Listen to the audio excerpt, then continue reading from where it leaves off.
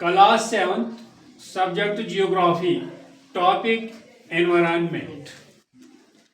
ये एनवायरनमेंट क्या चीज है जिसको हम अपनी जुबान में बोलते हैं माहौल। क्या बोलते हैं? माहौल हम बोलते हैं ना। तो ये क्या चीज है, उसी को अंग्रेजी में हम क्या बोलते हैं? एनवायरनमेंट। Meaning of environment. अब आपको सवाल आएगा किसी वक्त, what do you mean by environment? Define meaning of environment. What is environment? Answer इसका सिर्फ ये है जो मैंने आपको दिखा दिया। The environment is everything that surrounds us. जो ये बेटा एनवायरनमेंट है, जो हमारा माहौल है, जो कुछ भी हमारे इर्द गिर्द है, ये सब क्या है? एनवायरनमेंट। चुप से, आप आहिस्ता बोलो, मैं खुद बताऊं। जो कुछ भी हमारे आसपास है, इस सब को हम बोलते हैं एनवायरनमेंट। चाहे हवा हो, मिट्टी हो, पेड़ पौधे हो, इंसान हो, जो कुछ भी है, वाटर है, स्काई है, ये सब किस में आता है? हमारे एनवायरनमेंट में। तो वही मैंने लिखा, the environment is everything that surrounds us, including, इसमें क्या है बेटा? Living things, plants, animals and humans, and non living things like air, water, land, mountains and climate etcetera. देखो, अब हमारे एनवायरनमेंट में हमने बोला everything which is surrounding us, which is around us। इसमें क्या क्या आता? इसमें बेटा आता है प्लांट्स भी, एनिमल्स भी, एंड ह्यूमंस, हम इंसान भी, एंड नॉन लिविंग थिंग्स में बेटा इसमें है एयर है, वाटर है, लैंड जमीन है, माउंटेन्स है, एंड क्लाइमेट, जो हमारा ये माहौल, जो हमारा ये वेदर सिस्टम आता है, ये भी हमारे एनवायरनमेंट में आता है। एनवायरनमेंट प्रोवाइड्स अस। अब एनवायरनमेंट, इसकी देन हमारे लिए क्या है? ये एनवायरनमेंट हमारे लिए जरूरी क्या है? ये हमें देता क्या है? देखो, एनवायरनमेंट क्यों जरूरी है हमारे लिए? Environment provides us food to eat, गुज़ा, किस लिए? खाने के लिए। एयर टू ब्रीथ, हवा सांस लेने के लिए। वाटर टू ड्रिंक, पानी पीने के लिए। एंड लैंड टू लिव, जमीन पर हम बसते हैं, जमीन पर हम रहते हैं। इन शॉर्ट, या हम मुख्तसर तरीके में ये बताएंगे, environment means natural surroundings plus human surroundings. जो अल्लाह ने हमारे इर्द गिर्द रखा है, और हम इंसान जो इर्द गिर्द हैं, ये सब माहौल कहलाता है, ये सब एनवायरनमेंट कहलाता है। अब कंपोनेंट्स ऑफ एनवायरनमेंट्स क्या है? इसके हिस्से क्या है? इसके पार्ट्स क्या है?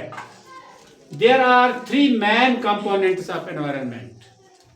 ये जो हमारा एनवायरनमेंट है, इसके 3 अहम हिस्से हैं, 3 अहम जुज हैं, फैक्टर्स हैं। मतलब क्या है?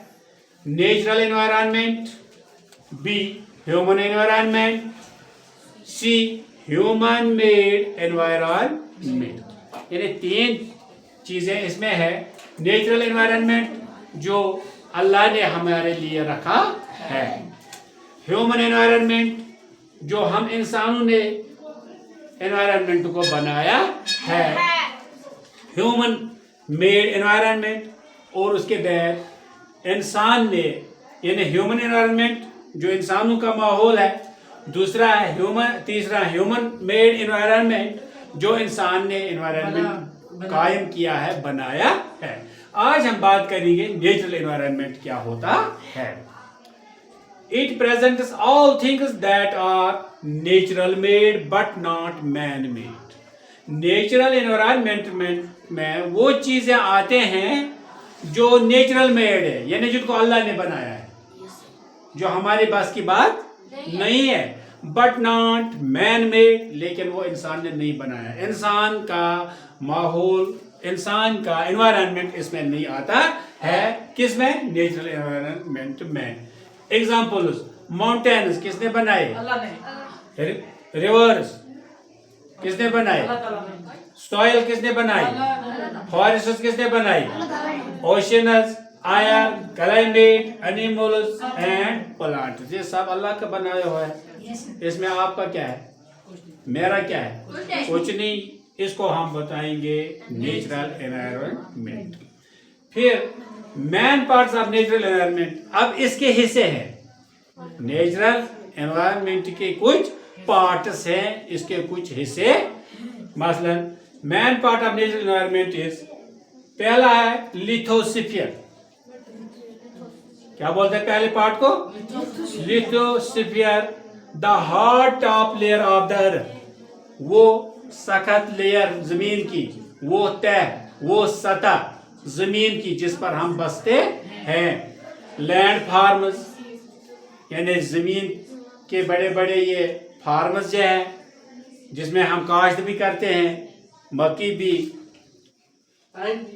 सॉयल, इसकी मिट्टी, रॉक्स एंड मिनरल्स जो इसमें है, इसको बोलते हैं लिथोस्फीयर। क्या बोलते हैं?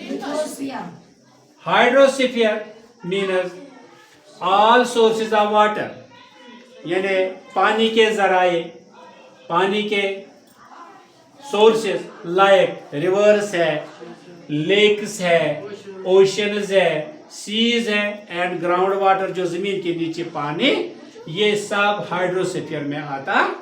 फिर है बेटा एटमॉस्फेयर। क्या है? एटमॉस्फेयर। ये अलग अलग चीज है। लिथोस्फीयर अलग चीज है, हाइड्रोस्फीयर अलग चीज है, एटमॉस्फेयर अलग चीज है। द ब्लैंकेट ऑफ आयर, जो कंबल है, चादरी है हवा की। ब्लैंकेट किसको बोलते हैं? कंबल को बोलते हैं ना। द ब्लैंकेट ऑफ आयर, जो कंबल है हवा की हमारे सामने मौजूद, अराउंड द अर्थ, हमारी जमीन के इर्द गिर्द, like oxygen, carbon dioxide, nitrogen, clouds, rain and weather, ये सब किस में आता है? एटमॉस्फेयर में आता है। फिर है बेटा biosphere. Bio, the zone of life on earth, वो हिस्सा जिसमें जमीन पर जिंदगी होती है। वायर लिविंग बीइंग्स लिव, जहां जानदार रहते हैं, like plants, animals and humans etcetera exist. हम कहाँ एग्जिस्ट होते हैं? हम कहाँ रहते हैं, मौजूद है? जमीन पर है या आसमान पर, या चांद पर, या समंदर में, या रिवर में?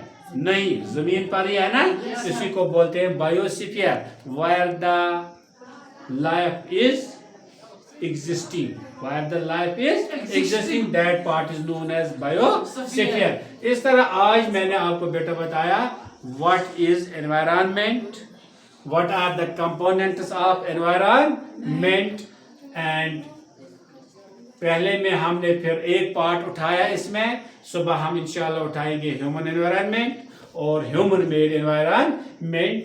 आज के एनवायरनमेंट हमने सिर्फ नेचुरल एनवायरनमेंट उठाया, और नेचुरल एनवायरनमेंट मैंने आपको बताया कि it presents all things that are natural made but not man made. मुझे उम्मीद है कि आपको ये मेरा लेक्चर, मेरा ये टॉपिक पसंद आया होगा। 7th क्लास के लिए इतना ही, ज़्यादा डीप जाने की ज़रूरत नहीं है। इसमें जो मोटी मोटी बातें मैंने आपको बताई, आप ये याद रखना, और मुझे उम्मीद है कि आपको मेरा ये वीडियो पसंद आया होगा। आप इसको लाइक भी करना, शेयर भी करना, और सब्सक्राइब भी करना, और कमेंट्स भी करना, और दूसरे लोगों तक भी शेयर करना। खुदा हाफिज़। अच्छा बता मुझे बेटा,